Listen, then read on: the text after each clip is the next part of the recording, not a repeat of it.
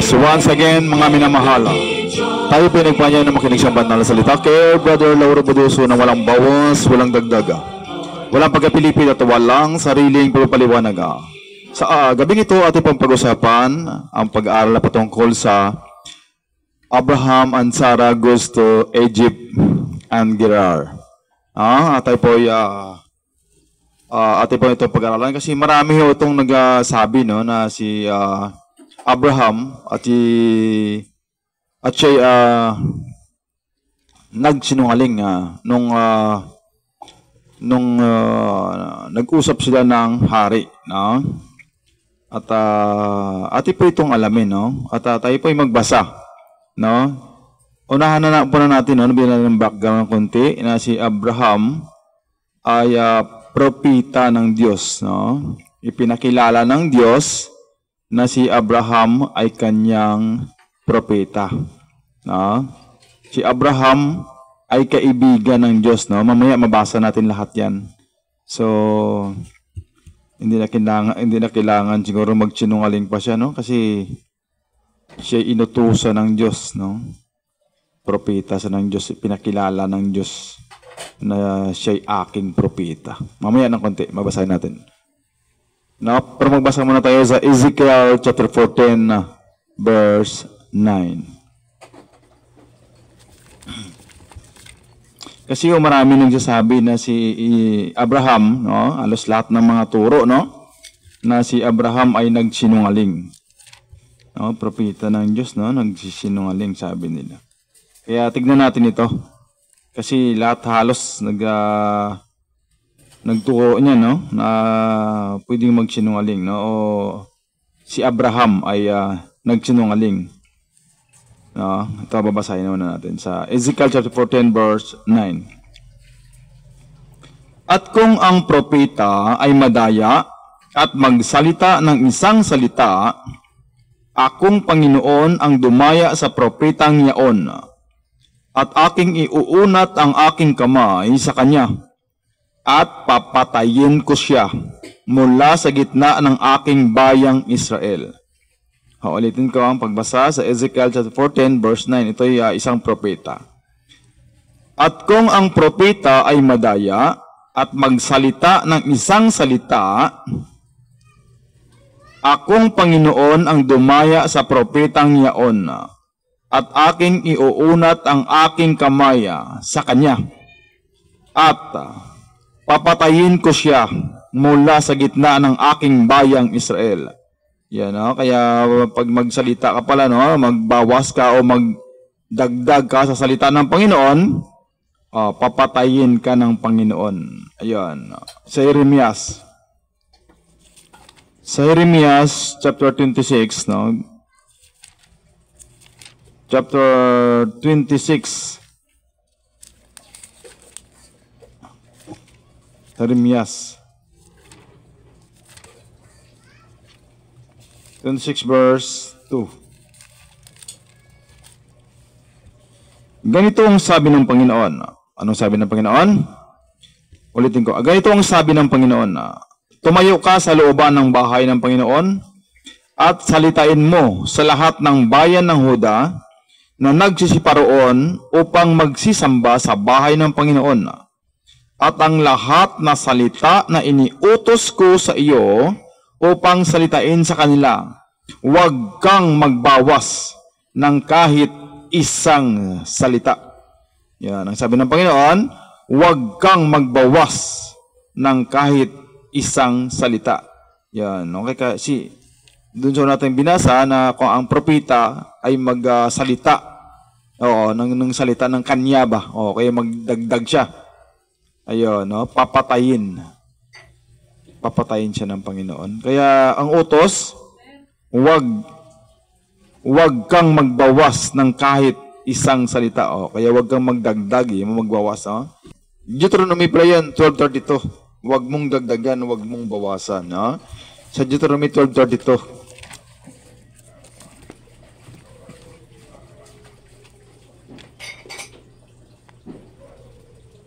Deuteronomy 12:32.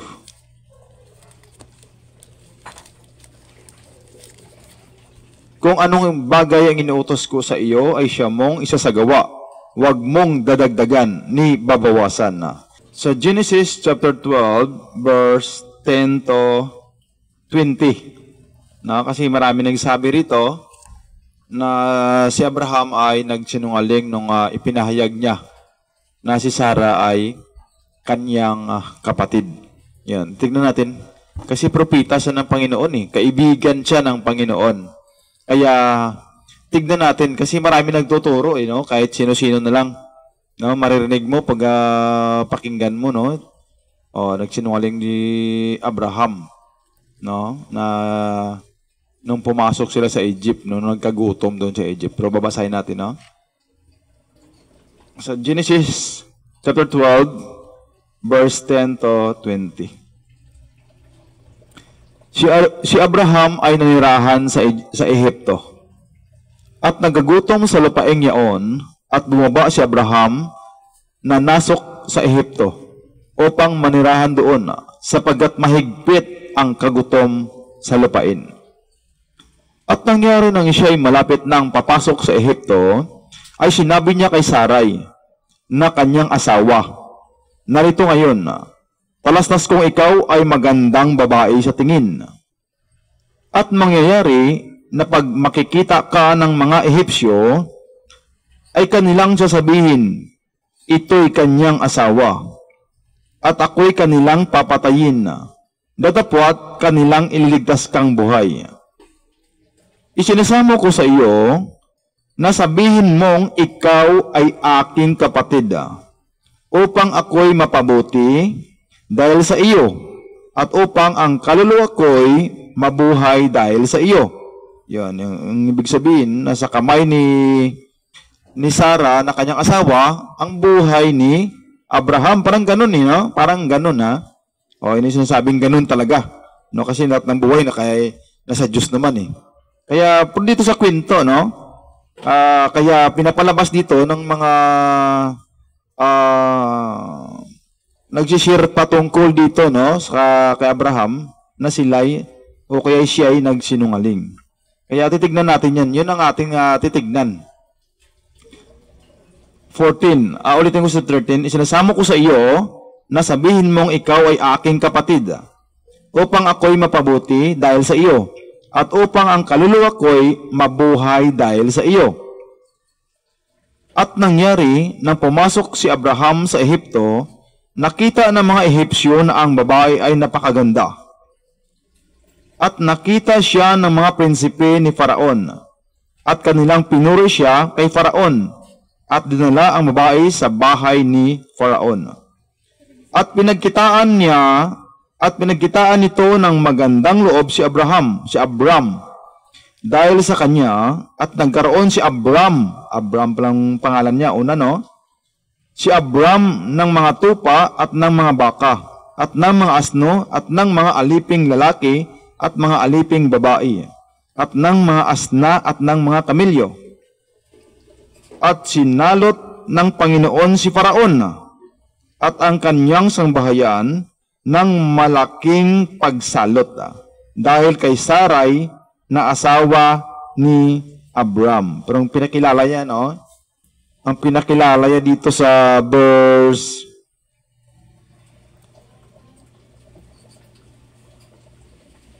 ito, sa 11, At nangyari nang siya'y malapit ng papasok sa Ehipsyo, ay sinabi niya kay Sarai na kanyang asawa, narito ngayon, talastas kung ikaw ay magandang babae sa tingin.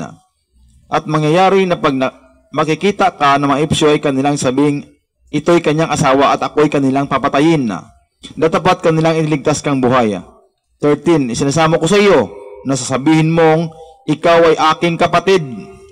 Yan, pinapalabas ng mga tao na nagkwento partungkol dito ay nagsinungaling si Abram. Yan, tingnan natin. Sa 16, itong dagdag 16 ulit. At pinagkikitaan nito ng magandang loob si Abram dahil sa kanya. At nagkaroon si Abram ng mga tupa, binigyan siya ng hari, Si Abram ng mga tupa, ng mga baka, ng mga asno, at ng mga aliping laki, at mga alilang babae, at ng mga asna, at ng mga kamilyo. 17. At sinalot ng Panginoon si Faraon at ang kanyang sambahayan ng malaking pagsalot dahil kay Sarai na asawa ni Abram. 18. Pinaglalangan ni Abram si Faraon. 18. At tinawag ni Faraon si Abram at sinabi, ano itong ginawa mo sa akin na? O, nagtanong siya, no? Bakit hindi mo? O, yun. Yun nagtanong si Faraon kay Abram. Bakit hindi mo ipinahayag sa akin na siya'y iyong asawa? Bakit sinabi mong siya'y aking kapatid? Na ano pat siya'y aking kinuha upang maging asawa? Ngayon nga'y, nariyan ang iyong asawa, siya'y kunin mo at yumaon ka. 20. At nagbilin si Faraon sa mga tao tungkol sa kanya, at siya'y kanilang inihatid sa daan, at ang kanyang asawa, at ang lahat ng kanyang pag-aari. Yan. Hindi naman dito nakalagay na nagsinungaling. Una na, hindi naman sinabi na nagsinungaling siya. Nung ipinahayag niya siya kanyang kapatid. Yan. Kapatid naman talaga niya eh. Mamaya, babasahin natin yan. Unang-una, kapatid niya si Sarah. Mamaya ng konti. Kapatid niya si Sarah. Pangalawa, hindi naman lang niya kanyang ipinahayag. No? Pero kung nagtanong yung hari, asawa mo siya? Tapos nagsagot siya, hindi. Yun, nagsinungaling siya. Pero kaso, ang sinabi niya, kapatid ko siya. Ayun, no? Pero hindi niya pinahayag. No, hindi siya nagpahayag na kanyang asawa si Sarah. Yan. Ang sabi ng hari, bakit sinabi mong siya'y aking kapatid? Ayun. Sa 18, bakit hindi mo ipinahayag sa akin na siya'y iyong asawa? Yun. Hindi pinahayag, nagtahimik siya, no? Kasi sa Ecclesiastes chapter 3, may panahon sa pagsalita, may panahon sa pagtahimik. Kaya, hindi niya ipinahayag, nagtahimik siya doon. Yun. Hindi naman siya nagsinungaling kasi hindi pinahayag, no? Kaya, halimbawa, sabi ko sa'yo, hindi ako naghapunan ngayon, hindi nagsinungaling ako sa'yo. Hindi naman walang ganon, no? Kaya, kung ano man ang hindi ko sinabi sa inyo, hindi nagsinungaling dyan. Yan. Kaya, pero kung tinanong siya, asawa mo siya? Hindi. Yan. Example lang yun, no? Quote and unquote. Yan. Nagsinungaling siya. Kaso, wala naman eh. Ang sabi niya,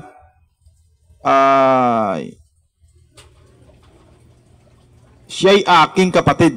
Yan. Siya'y aking kapatid. At kapatid niya naman talaga no? Kapatid niya naman talaga.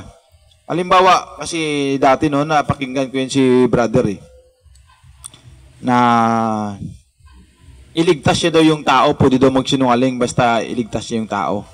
Pag halimbawa pumasok sa bahay niya, sabi niya daw, doon pumunta. Ayun. Kaya hindi yun pwede, no? Kaya may panahon sa pagsalita, may panahon sa pagtahimik. Kaya panahon nyo sa pagtahimik. Kaya bakit mo siya iniligtas tapos ikay naman nagsinungaling, no? Kaya dito, hindi naman dito sinabi at ikay nagsinungaling. Yan. Wala naman nakalagay rito Walang gayon, no? Walang gayon dito sa binabasa natin. At saka dito pa, nung pumunta sila sa Gerar, no? Ito pa yun Yan. Marami kasi nagtuturo dito na nagsinungaling. No? Nagsinungaling si Abraham. Ayun. Ito, Abraham na palang pangalan nito, no? Sa Genesis 20. Ayan. Pinaglalangan ni Abram si Abimelech. Ayan. Sa Gerar naman sila pumunta. Sa Gerar naman. Sa chapter 20, verse 1 to 18. At mula roon ay naglakbay si Abram sa dakong lupain ng Timugan at tumahan sa pagitan ng Cadiz at Shur. At siya ay nagipamayan sa Gerar. At sinabi ni Abraham tungkol kay Sarah na kanyang asawa, siya'y aking kapatid. At si Abimelech na hari sa Gerar ay nagsugo at kinuha si Sarah. Datapot naparoon ang Diyos kay Abimelech sa panaginip sa gabi. At sa kanya sinabi, anong sinabi ng Panginoon kay Abimelech na hari? Narito, ikaw ay dili iba't isang patay. dahil sa babaeng iyong kinuha, sapagkat siya'y asawa ng isang lalaki. Ngunit si Abimelech ay hindi pa nakasisiping sa kanya at nagsabi, Panginoon, papatayin mo ba pati ng isang bansang banal? Hindi ba siya rin ang nagsabi sa akin, siya'y aking kapatid? Nag-usap si Abimelech, no? Sa Diyos. Hindi ba siya rin ang nagsabi sa akin, siya'y aking kapatid? At si Sarah man ay nagsabi, siya'y aking kapatid. Sa katapatang loob ng aking puso at kawalang sala ng aking mga kamay ay ginawa ko ito. At sinabi sa kanya ng Diyos sa panaginip, Oo, talastas ko, na sa katapatang loob ng iyong puso, alam ng Panginoon, puso ng tao, sa katapatang loob ng iyong puso ay ginawa mo ito, at hinadlangan din naman kita sa pagkakasala ng laban sa akin. Kaya't hindi ko ipinahintulot sa iyong galawin mo siya. 7. Ngayon nga'y, isauli mo ang asawa ng lalaking ito. Bakit? Sapagkat siya'y propeta, at ikaw ay ipinalangin niya, at mabubuhay ka.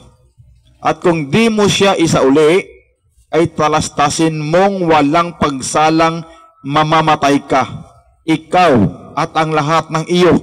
Oh, grabe yung Panginoon, no? At si Abimelech ay bumangong maaga ng kinaumagahan at tinawag ang lahat niyang bataan at sinabi sa kanilang pakinig ang lahat ng bagay na ito. At ang mga tao'y natakot na mainam. Nang magkagayoy, tinawag ni Abimelech si Abraham at sa kanya'y sinabi, Anong ginawa mo sa amin? At sa ano ako nagkasala laban sa iyo? Nadinilan mo ako at ang aking kaharian ng isang malaking kasalanan? Ginawan mo ako ng mga gawang di marapat gawin. At sinabi ni Abimelech kay Abraham, Anong nakita mo na ginawa mo ang bagay na ito? At sinabi ni Abraham, Anong sinabi ni Abraham? At sinabi ni Abraham, sapagkat iniisip ko, tunay na walang takot sa Diyos sa dakong ito, at papatayin nila ako dahil sa aking asawa. At saka talagang siya'y kapatid ko. Ayan. Talagang kapatid siya ni Abraham. Hindi siya nagsinungaling si Abraham. No, wala dito nakalagay at siya'y nagsinungaling. Ayan, walang ganon. No?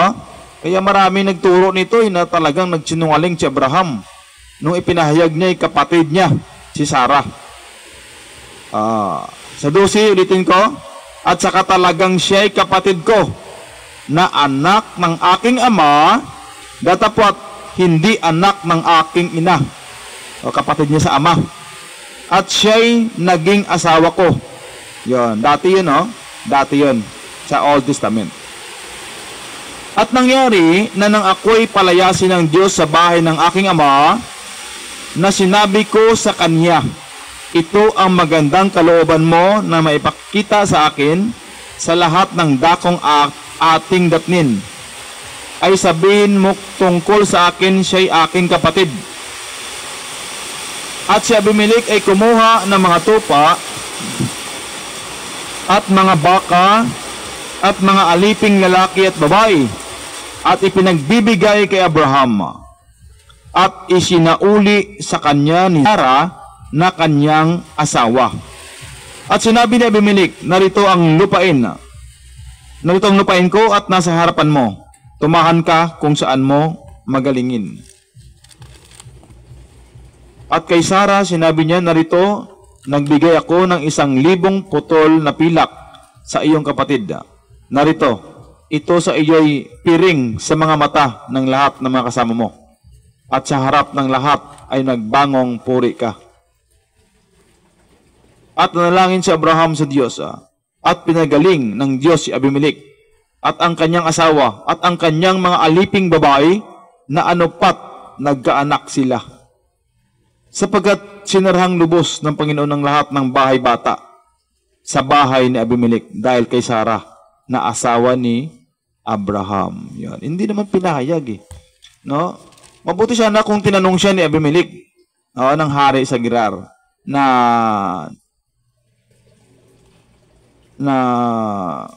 ito. Ayun. No? Mabuti siya na kung tinanong siya ni Abimelech, no? Ni Haring Abimelech na ito ba iyong asawa? Yeah, pag sinabi niyang hindi, yun, nagsinungaling siya. Pero hindi naman siya eh. Kaya ang sabi niya, siya'y aking kapatid. Talagang kapatid niya naman talaga si Sarah sa ama. Ayan, ulitin natin sa Genesis chapter 20 verse 12. At saka talagang siya'y kapatid ko na anak ng aking ama, datapot hindi anak ng aking ina, at siya'y naging asawa ko. Hindi niya lang ipinahayag. Katulad din yun nung doon sila sa Egypt, no? Una nating binasa, no? Kasi lahat halos turo dito na si Abraham ay nagsinungaling. Nung ipinahayag na si Sarah ay kanyang kapatid. Talagang kapatid niya naman talaga eh. Pero hindi niya lang ipinahayag na asawa niya si Sarah. Pero kung ipinahayag niya na siya'y hindi aking asawa, yan, nagsinungaling siya. Nagtahimik lang naman siya eh. Yan. Kaya hindi rito nagsinungaling. Kasi papatayin ka nga ng Panginoon pag ano ka dito. Yan. Ang propeta ng Diyos. Kaya propeta to ng Panginoon eh. Kaya dito rin sa Genesis 23:1 to, namatay na si Sarah. Yan. Sa Genesis 23. Yan, namatay na siya. Pero ang ating binasa rito na kung nagsinungaling kasi marami ko narinig nito no?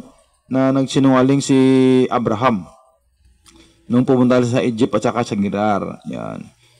Ito, sa Genesis 23 namatay na sila, no? Namatay na si Sarah, no? At ang buhay ni Sarah ay tumagal ng 127 taon. Yan. 127 no? Years old. Ito ang naging mga taon ng buhay ni Sarah. At namatay si Sarah sa Kiryat Harbah na siyang Hebron sa lupain ng Kanaan. At naparoon si Abraham na ipinagluksa si Sarah at iniyakan. Yan. At namatay naman si Abraham. Ito naman, no? Ilang taon kaya si Abraham dito? Sa 25 verse 8. At nalagot ang hininga ni Abraham at namatay sa mabuting katandaan, matanda at puspos ng mga taon, at nalakip sa kanyang bayan. Yan. Ito sa 7. At ito ang mga araw ng mga taon ng buhay na ikinabuhay ni Abraham, 175 taon. No, 175. Yan. 175, no? 175. So, si Sarah kanina yan, ilang taon kayo yun, no? Ulitin natin.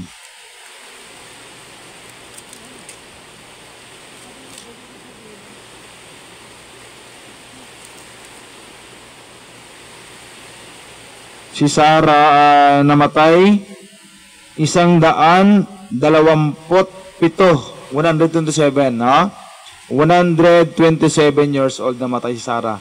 Si Abraham 175 years old. No, pero grabe, no? Ang sabi rito, ulitin natin, at nalagot ang hininga ni Abraham at namatay sa mabuting katandaan, matanda at puspos ng mga taon, at nalakip sa kanyang bayan na. Yan, mabuting katandaan, no? Grabe, no? Parang namatay lang siya na nami lang siya ba? No, hindi ko mamatay ka na para kang, kahit na mamatay ka na, marami ka pang ano na dadalhin ka pa sa ICU, ano, no? Kaya maganda rin yung pag namatay ka, mamatay ka na ng diretso, no? Isa naman na doon ka pa mapunta, no? Kaya kaso lang yung ang Panginoon ang may alam niyan lahat, no? Kung paano tayo para magkaroon din tayo ng katapusang maghingi pa ng kapatawaran, no? For the last breath na ating nakamtan sa ating buhay na walang kabuluhan, no? Kaya wala talagang kabuluhan, no? Sabi ng mga ngaral doon sa Ecclesiastes, no? Walang kabuluhan sa mga walang kabuluhan, no? Kahit ano pa sabihin mo, kahit ano pang estado sa buhay, no? Napakalungkot talaga, no? Kasi hindi naman talaga dito forever, no? Sabi nga sa kanta, no? Quote unquote na forever young ba? Walang forever dito. Nandoon sa kabilang buhay. Kaya dapat yun ang ating pag-aralan, no? Yun dapat ang ating alamin. Kaya tayo nag-aaral dito, no? Hindi para pamalian yung iba. Hindi para magpamagaling tayo rito. Kundi ating inaalam. Wag nag-aaral tayo rito, wag ka namang magalit dyan o makinig ka, tignan mo rin kung tama o mali. Pag mali, sabihin mo sa akin. Bigyan mo ko dyan ng comment. Sabihin mo, mali yan. Ito yung verse. Pasalamatan kita. At saka, napakadali naman itong tumigil eh. Kung mali lang namang turo ko sa inyo, no? Mahiya naman tayo doon sa Diyos. Kasi, pag mali naman ang turo mo, makapagliligaw ka, no? At tayo-tayo'y mahulog doon sa butas, no? Kaya pag ikaw'y nagturo din sa akin at may katwiran ka rin batay, no? Ayon sa Biblia, tayo magpasalamatan sa isa dahil yan ang gusto ng Panginoon, no? Na tayo'y magturuan, magpalalahanan sa isa't isa. Dahil ang Panginoon ay malapit nang bumalik. Tayo hatulan na. Kaya wala nang pag-aaral pa. Kaya dapat dito, ngayon, yun. Kaya nga sabi ko, wala tayong dito naninira rito o manakit ng damdamin, kundi ating alamin ito lahat, no? Katulad ito, no? Pinaparatangan nyo si Abraham na nagsinungaling, no? Kaya ating tinitignan yan. Kaya huwag kang pikon o huwag kang magalit kaagad. Kundi pasalamatan natin ito na tayo may pagkakataon pa na ating alamin ito. Ayun. At saka magbasa tayo sa Santiago, no?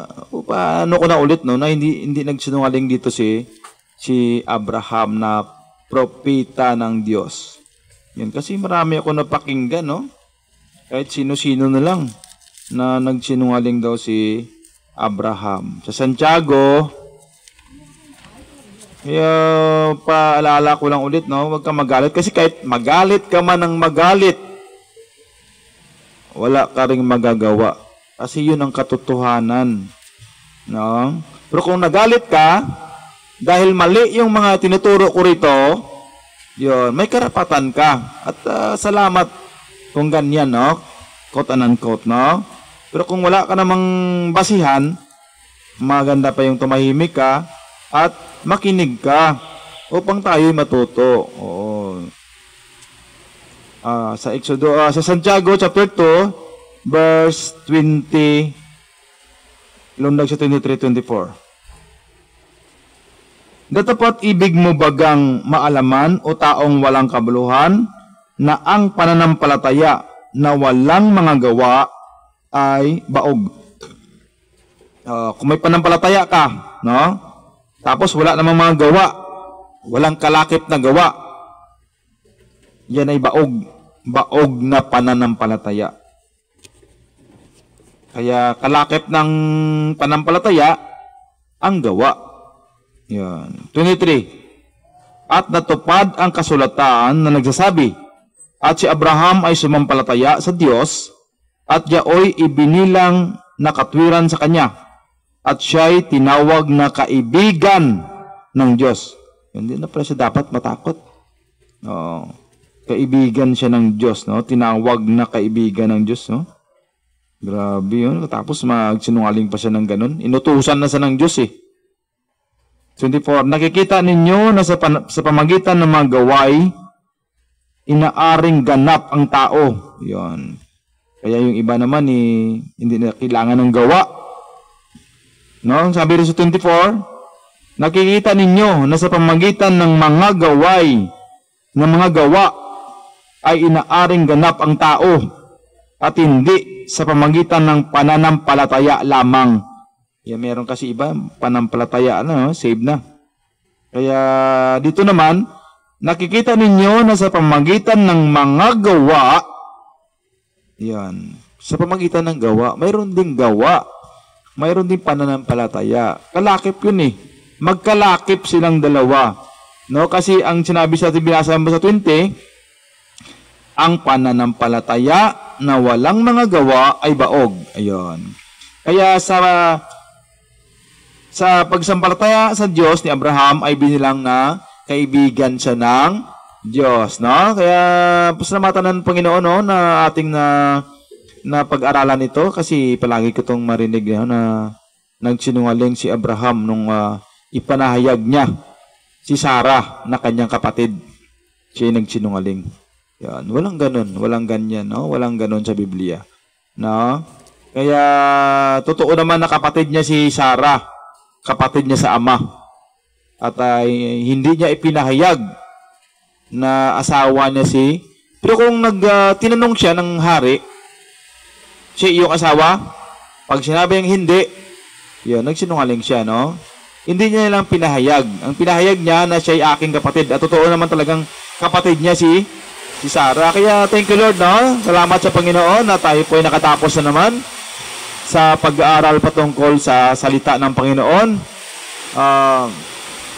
Kung ninyo pong nagustuhan yung ating mga pinag-aralan, i-share nyo rin sa iba. No? I-share nyo rin sa iba. Kaya para kanila ring malalaman yung mga aral patungkol sa Panginoon. No? Kung talagang kayo'y naniwala na ito ang ating pinag-aralan, ay nakabatay rin sa Biblia. No? Kaya, yun palaging sinasabi ko na i-share nyo sa iba, sa mga tao din. Para marami rin makaalam ng mga katotohanan galing po sa Biblia. Kasi hindi naman natin to pinagkwento, no? At ating itong pinagbabasa sa Biblia.